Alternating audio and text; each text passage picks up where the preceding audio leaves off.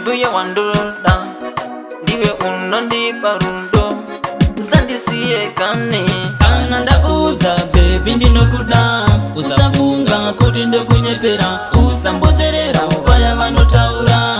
matsaga siya yakadaro kana ndakuudza baby ndinokuda usafunga kuti ndekunyepera usamboterera vaya vanotaura matsaga siya yakadaro ndinoda kuva mukosha baba vako iwewe murora mai vangu ndinoda kuva mukosha baba vako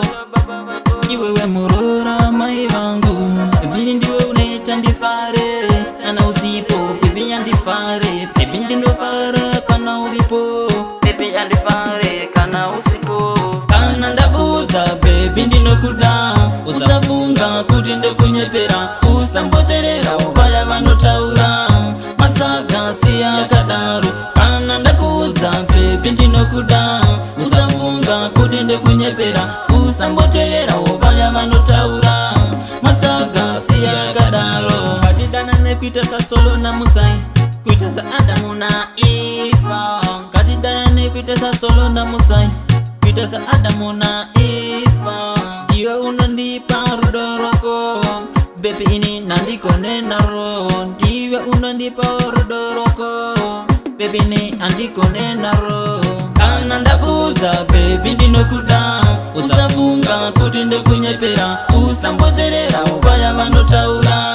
matsaga siya yakadaro kana ndakuudza bebi ndinokuda usafunga kuti ndekunyepera usamboterera vaya vanotaura